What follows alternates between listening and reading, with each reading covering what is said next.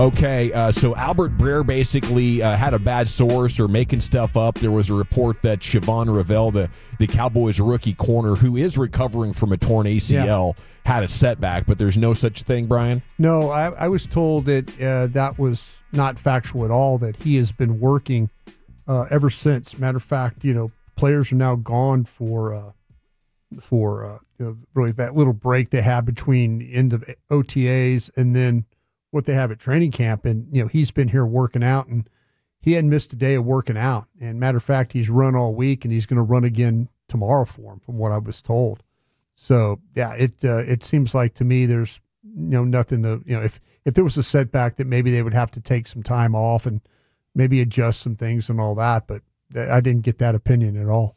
Well, that's good. That's good. The other story that's out there is Trayvon Diggs hooping, and that one made a little bit of waves on Cowboy social media, but not a lot, because I think most people understand he wasn't playing like intense basketball that appeared to be something that would be in line. I think the bigger concern with me and Trayvon Diggs is, are they so far not on the same page that he is not going to want to do everything he can to play? He says he wants to play through, but are they going to have a good working relationship? Like, it seems like Diggs is so jammed up with the organization that it's going to take some serious healing, and I don't know if the organization wants to invest that much. So I think this comes down to Eberflus and the coaching staff. Like, how do you get him totally locked in and bought in to an organization that it feels like he strongly resents right now?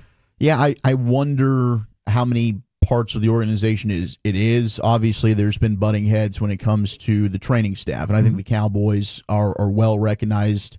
The poll that comes out with The Athletic, I think, is more about, hey, they need more people.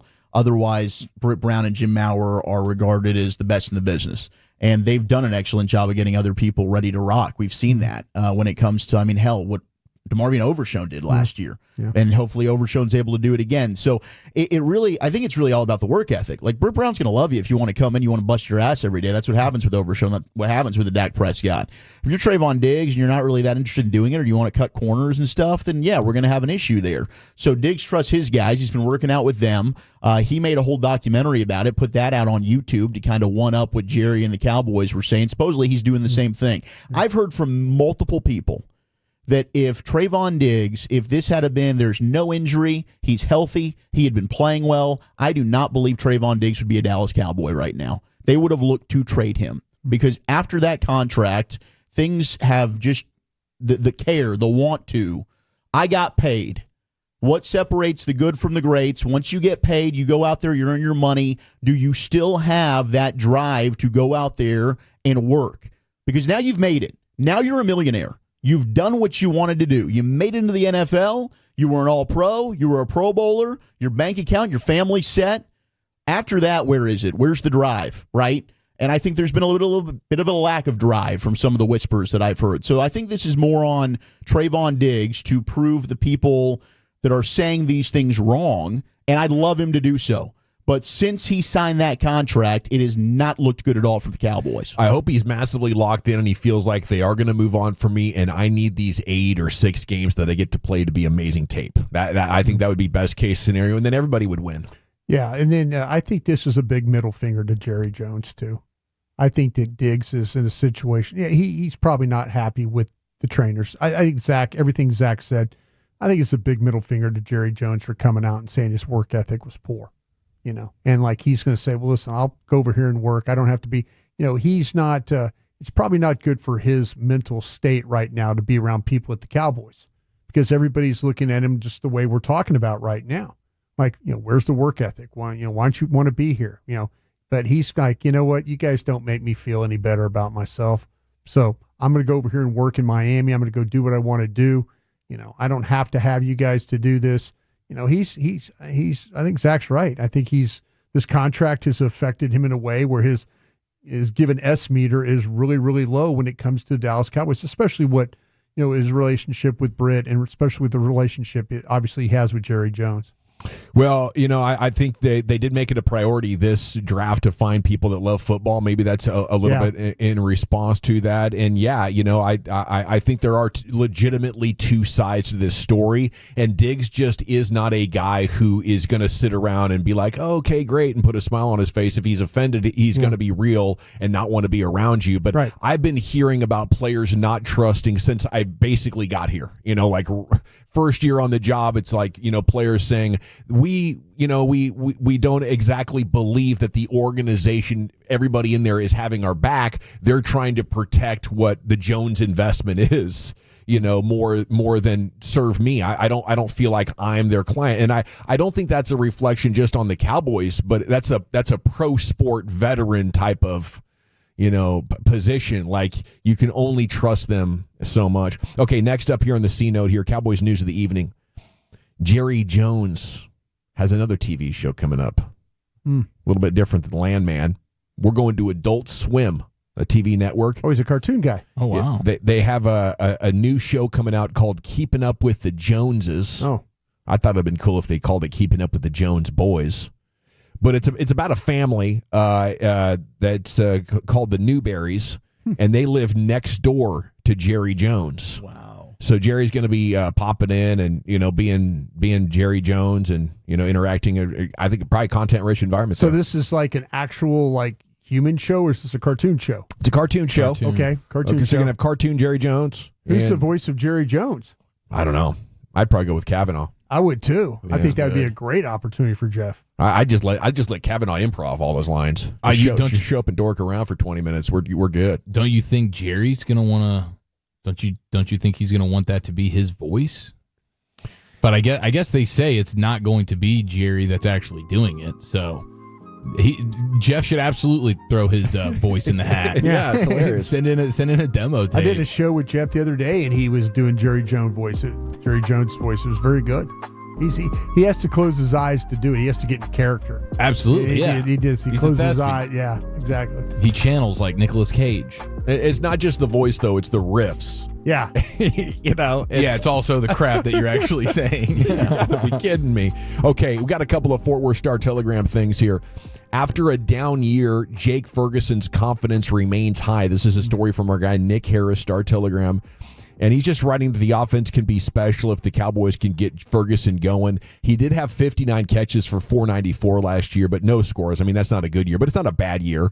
I just think their offense stunk. And, Jake Ferguson was punished even more by a defense that didn't have to respect the running game or the deep ball. So, surprise.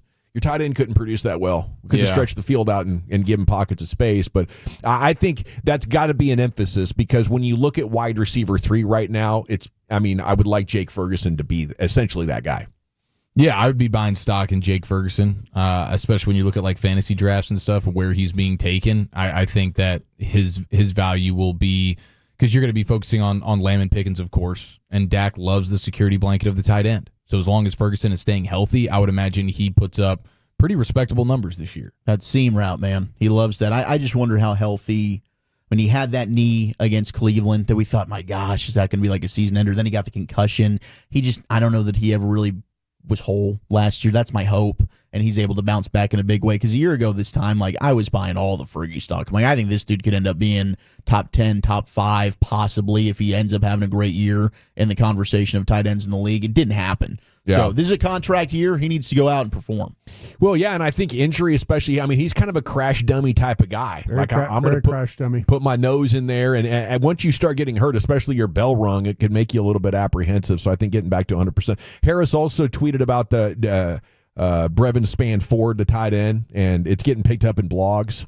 And he's working off a quote from Shoddy saying he's pushing Jake and Luke and all those guys. He's already made the jump. You asked me how I feel about it. He already made the jump. He's another guy that when he puts the pads on, you're going to see on the field. Yeah. So I think this would be a pretty significant development. Yeah, if he could just look comfortable catching the football. That's the things that makes him behind some of the other tight ends, even the guys that are behind him. He just does not always look comfortable catching the ball. Okay, Alabama.com picked up the Tyler Booker quote from media availability last week. He was asked the one thing that surprised me, nothing really. I feel like I've been prepared for this stage when I got to Alabama.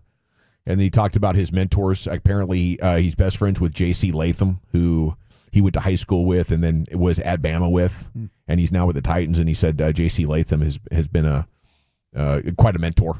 Helped him understand some things. But that's amazing, a testament to your program. And I don't know if that continues to stay the case now that Nick Saban is gone. But I mean, when you guys showing up from your program that say, yeah, nothing really surprised me. This is about what I'm prepared for. I don't know if you can get a better endorsement. It's pretty amazing we're at a point where we're more confident that Booker's going to have a good year than we even are year 2 Tyler Guyton. Yeah. Just more experience, bigger games. The one thing that the holdback for Guyton was the fact, how many games? 8 games, 10 games, something like that? Yeah, last year. And he was on the right side, too. Well, but yeah, at Oklahoma, he started 1 year in college. Yeah, he was not a highly decorated guy when it came to playing football. As far as the number of games he played, the learning curve was going to be pretty. It's very strange to me that Dallas they're so plug and play that was the draft pick that wasn't as plug and play. I mean, this guy they swung it back the other way now with this Booker pick. When you start to talk about a guy, it's a captain, a lot of starts, a lot of big games. It's kind of like they found their way again. It's like, thankfully, yeah, because you can't be taking projects in the first round. Well, that's exactly right. Yeah. That's exactly right. Because the learning curve for for Guyton was just going to be too much, and ask him to go from right side to left side, that was even more of a strain on him. Hopefully he's, 20-25% better this time around and can stay on the field and not commit penalties. RJ Ochoa, Blogging the Boys, did a nice piece on the second rounders and how you can't depend on any of them right now. Scooney, Williams, Nealon, Ezeraku, but there's still potential in there. And he notes they were on a run from Randall Gregory from 2015 to Trayvon Diggs in 2020. They had 6 second-round picks in a row, and then, boom, they hit Kelvin Joseph, haven't been the same since. Yeah. So, I mean, Ezeraku's got a shot at this one. He's probably going to – I hope he's the best of those bunch. Yeah. If you were ranking the ones with the best chance, Ezeraku, who's number 2? Nealon? Williams? Scooney? Nealon, yeah. Probably, Nealon. I don't know about that one. I mean, he was one of those guys to me that was going to be, if he was able to stay healthy and learn how to rush the passer, good run player. But he never, and when it looked like he was going to turn the corner and be a pass rusher, that he got hurt and then kind of fell back down the ladder. So I don't know. That one's, I think, still very questionable to me. Tape wasn't very good as a rook. I didn't think it was, like I said, I think there was times where he played well and he was understanding how to disengage, how to dip, how to become a pass rusher. At Western Michigan, he wasn't that. He was a good player. He was. Good point of attack. That was his thing. He was going to have to develop as a pass rusher, and the minute he started to show signs that he potentially could do it, he got hurt. And so we'll see where he's at that level. There's some guys now that they have on this roster that are better pass rushers than him.